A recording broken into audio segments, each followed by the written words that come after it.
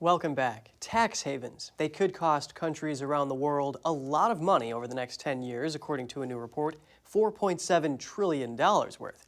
Illegal schemes, legal tax avoidance, and clever accounting may all contribute to the losses. That's according to the Tax Justice Networks, or TJN. It compiled data from 47 countries to make the estimate. But the data is limited, so the group says the real shortfall might be bigger.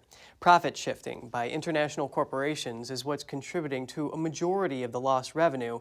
That's when companies seek out low tax areas and assign most of their profits there, while generating most of their revenue in high tax locales.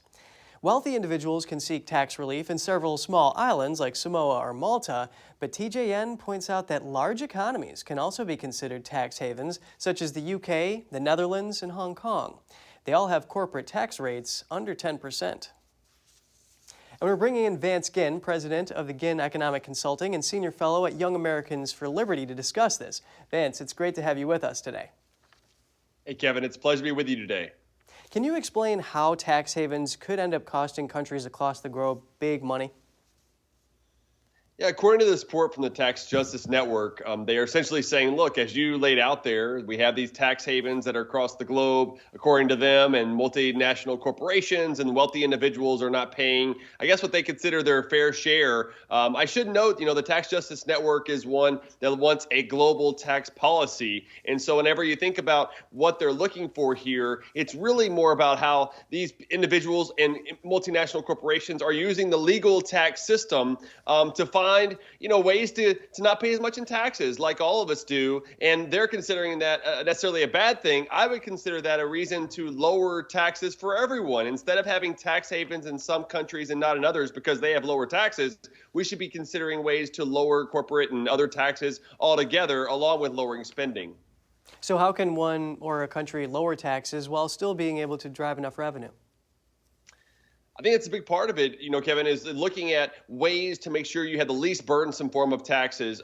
Corporate taxes, other types of taxes that are taxing capital and businesses are really just passing along those costs in the form of higher prices, lower wages, and fewer jobs available for people, because people pay those taxes. And it also comes down to spending. Whenever a lot of these countries want to spend more, well, then they want to tax more. It all goes back together, or they run up massive deficits, which are just future taxes. And so these are things we need to get control over on the fiscal side, not look for ways to raise taxes or hurt individuals more than others, but really have a fair playing field where we have low taxes for everyone and flat rates.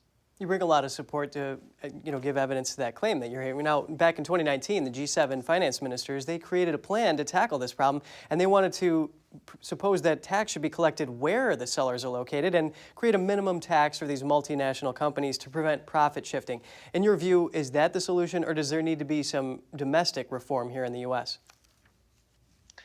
I don't think that's a good view, and I don't think that we should have a global tax system or the OECD or other sort of governing bodies at a global scale making tax policy for the United States or really for other countries. We should be doing what's going to be best for each individual country. And here in the United States, that means lowering our corporate tax. There were some good tax cuts in the Trump tax cuts of 2017 that lowered the rate from 35% down to 21%, but that's still now above the global average as other countries are lowering their corporate tax rates. I think we need to consider lowering ours as well, along with restraining the growth of government spending. The more we get government out of the way, the more prosperity that we're going to have. And folks like those, the Tax Justice Network and other more progressive types of groups, really just want more tax revenue so they can spend more. It's not about lowering the deficit or the debt, which we need to do, but it's going to put more of a hamper and slow down the economic growth than we otherwise would have. So Vance, $4.7 trillion, that's a lot of money. That's equivalent to the world's entire annual public health budget. So what are the reforms needed to prevent that, and how do we get there?